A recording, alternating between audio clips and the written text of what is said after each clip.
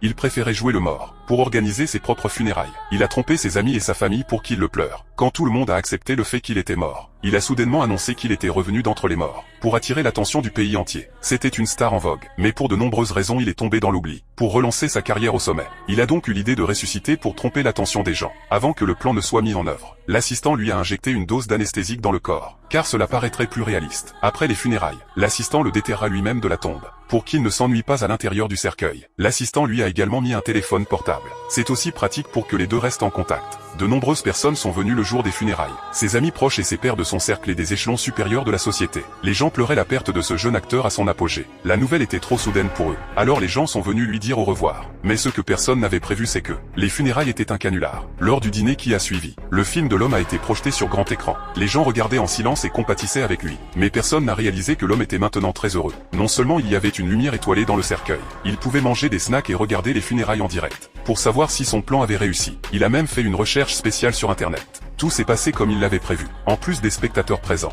de nombreuses célébrités ont également posté des vidéos commémoratives sur les réseaux sociaux. Il semble que la nouvelle de sa mort ait fait grand bruit. L'homme a sorti joyeusement une bouteille de vodka. Il a même joué de la musique pour célébrer sa mort. Car ses funérailles lui permettront non seulement de revenir à la gloire, et il recevra des dizaines de millions d'euros en cadeau. Il était tellement excité qu'il s'est mis à danser. Bientôt c'était le soir. Tous les invités sont partis. Il était temps pour lui de mettre en œuvre la deuxième étape de son plan. Son assistant lui a envoyé un appel vidéo, et lui a dit qu'il était en route pour le cimetière. Cependant juste à ce moment-là, le seul assistant au courant de son plan est soudainement mort dans un accident de voiture. Il n'avait jamais imaginé que son plan se transformerait en un enterrement vivant. À ce moment, son excitation s'est progressivement transformée en désespoir. Mais heureusement il avait laissé un téléphone portable. Sa première réaction a été d'appeler la police. C'est un moyen rapide de le secourir. Mais juste après avoir composé le numéro, il a raccroché avec détermination. Parce que le dire à la police équivaudrait à le dire à tout le monde. Et son plan échouerait. Donc sa deuxième réaction a été de contacter séparément ses bons amis. Mais ses amis venaient juste d'assister à ses funérailles. Ils ne croiraient jamais qu'il était encore en vie. Ils ont tous pris ses messages pour une mauvaise blague. Ils l'ont même insulté. Certains l'ont carrément bloqué. L'homme s'est effondré. Comment faire croire aux gens qu'il était encore en vie? Alors il a appelé ses amis.